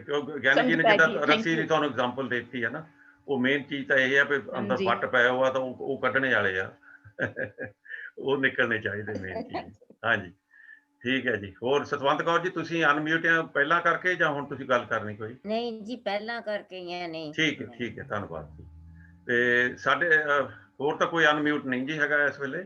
ਤੇ ਮੈਂ ਵੈਲਕਮ ਕਰਦਾ ਜੀ ਸਾਡੇ ਨਾਲ ਭਾਈ ਸਾਹਿਬ ਕੋਈ ਜੁੜੇ ਆ, ਉਹਨਾਂ ਦਾ ਨਾਂ ਤਾਂ ਨਹੀਂ ਲਿਖਿਆ ਹੈ, ਗੈਲੈਕਸੀ J7 Max। ਜੇ ਤੁਸੀਂ ਅਨਮਿਊਟ ਹੋ ਕੇ ਗੱਲ ਕਰਨੀ ਹੈ ਤਾਂ ਤੁਸੀਂ ਜ਼ਰੂਰ ਕਰ ਸਕਦੇ ਹੋ। ਤੁਹਾਨੂੰ ਜੀ ਆਇਆਂ ਕਹਿੰਦੇ ਜੀ ਇਸ ਕਲਾਸ ਦੇ ਵਿੱਚ। ਤੁਸੀਂ ਮੇਰਾ ਖਿਆਲ ਨਹੀਂ ਤੁਸੀਂ ਪਹਿਲਾਂ ਆਏ ਅੱਗੇ, ਪਰ ਜੇ ਆਏ ਹੋ ਤਾਂ ਫਿਰ ਵੀ ਕੋਈ ਗੱਲ ਨਹੀਂ ਜੀ। ਹਾਂਜੀ ਭਾਈ ਸਾਹਿਬ ਜੀ। ਆਪਣਾ ਨਾਮ ਆਊਟਰ ਦੱਸਣਾ ਸਪੇਸ ਤੋਂ ਹੈਗੇ ਆ। ਹਾਂਜੀ ਭਾਈ ਸਾਹਿਬ ਜੀ। ਹੈਲੋ ਜੀ, ਵਾਹਿ ਖਾਲਸਾ ਵਾਹਿ ਫਤਿਹ ਜੀ। ਖਾਲਸਾ ਹਾਂਜੀ ਵਾਹਿਗੁਰੂ ਜੀ ਕਾ ਖਾਲਸਾ ਵਾਹਿਗੁਰੂ ਜੀ ਕੀ ਫਤਿਹ। ਹਾਂਜੀ ਮੇਰਾ ਨਾਮ ਵੈਲਕਮ ਜੀ, ਜੋਗਿੰਦਰ ਤੁਸੀਂ ਸਿੰਘ ਆਏ ਹੈ ਆ। ਜੀ। ਤੁਸੀਂ ਹਾਂਜੀ ਮੇਰਾ ਆਏ ਤੁਸੀਂ ਨਾਮ- ਵੈਲਕਮ। ਤੇ ਤੁਸੀਂ ਕਿੱਥੋਂ ਆ ਰਹੇ ਜੀ? ਤੁਸੀਂ ਕਿਸ ਜਗ੍ਹਾ ਤੇ ਆ? ਤੁਹਾਡੇ ਨੋਇਜ਼ ਬਹੁਤ ਆਉਂਦੀ, ਪਤਾ ਨਹੀਂ ਕੋਈ ਡਿਸਟਰਬੈਂਸ ਆ ਰਹੀ ਹੈ। ਕਿਹੜੀ ਜਗ੍ਹਾ ਤੋਂ ਆ ਜੀ ਤੁਸੀਂ? ਇਹ ਮੇਰਾ ਜ਼ਿਲ੍ਹਾ ਖੇਤਰ ਹੈ ਜੀ। ਮੈਂ ਇਸ ਟਾਈਮ ਸਾਊਦੀ ਹਾਂ ਜੀ। ਅੱਛਾ ਜੀ, ਪਤਾ ਨਹੀਂ ਲੱਗਾ ਭਾਈ ਸਾਹਿਬ। ਟਰਕੀ ਤੋਂ, ਟਰਕੀ ਚ ਆ। ਤੁਰਕੀ ਕਹਿੰਦਾ ਟਰਕੀ। ਸੋ ਅੱਛਾ ਜੀ, ਸੁਣ ਲੈਣ ਦਿਓ ਮਾੜਾ ਜਿਹਾ। ਉਹਨਾਂ ਦੀ ਪਿਕਚਰ ਡਿਸਅਪੀਅਰ ਹੋ ਗਈ। ਹੈਲੋ ਜੀ ਭਾਈ ਸਾਹਿਬ ਜੀ। ਨਹੀਂ ਮੈਨੂੰ ਲੱਗਦਾ ਨਹੀਂ ਕੋਈ। ਚਲੋ ਕਨੈਕਸ਼ਨ ਪ੍ਰੋਬਲਮ ਹੋ ਸਕਦੀ। ਜੇ ਕੱਲ ਨੂੰ ਆ ਗਿਆ ਤਾਂ ਆਪਾਂ ਕੱਲ ਨੂੰ ਤੁਹਾਡੇ ਨਾਲ ਗੱਲ ਕਰਾਂਗੇ। ਤੇ ਥੋੜੀ ਜਿਹੀ ਡਿਸਟਰਬੈਂਸ ਆ ਰਹੀ ਸੀਗੀ, ਇਸ ਕਰਕੇ ਨਹੀਂ ਪਤਾ ਲੱਗਾ। ਚਲੋ ਕੋਈ ਨਹੀਂ ਜੀ, ਤੁਸੀਂ ਆਏ ਤਾਂ ਤੁਹਾਨੂੰ ਜੀ ਆਇਆ। ਮੇਨ ਚੀਜ਼ ਇਹ ਹੈ। ਤੇ ਤੁਸੀਂ ਕੱਲ ਨੂੰ ਵੀ ਜੁੜਿਓ ਤੇ ਅੱਗੇ ਨੂੰ ਵੀ ਆਇਓ ਤਾਂ ਆਪਾਂ ਤੁਹਾਡੇ ਨਾਲ ਗੱਲਬਾਤ ਜ਼ਰੂਰ ਕਰਾਂਗੇ। ਧੰਨਵਾਦ ਜੀ ਸਾਰਿਆਂ ਦਾ। ਇੱਥੇ ਆਪਾਂ ਸਮਾਪਤੀ ਕਰ ਦਿੰਦੇ ਹਾਂ ਤੇ ਕੱਲ ਨੂੰ ਫੇਰ ਆਪਾਂ ਇੱਥੇ ਆਵਾਂਗੇ ਜੀ ਵਾਪਸ। ਇਹਨਾਂ ਸ਼ਲੋਕਾਂ ਦੇ ਫਰਦਰ ਜਿਹੜੇ ਸ਼ਲੋਕ ਹੈਗੇ ਆ ਤੇ ਉਦਾਂ ਹੀ ਆਪਾਂ ਛੁੱਟੀਆਂ ਲਈਏ, ਇਜਾਜ਼ਤ ਲਈਏ ਜੀ। ਬਲਾਓ ਫਤਿਹ। ਵਾਹਿਗੁਰੂ ਜੀ ਕਾ ਖਾਲਸਾ ਵਾਹਿਗੁਰੂ ਜੀ ਕਾ ਵਾਹਿਗੁਰੂ ਜੀ ਕੀ ਖਾਲਸਾ, ਫਤਿਹ। ਵਾਹਿਗੁਰੂ ਜੀ ਕੀ ਫਤਿਹ ਜੀ।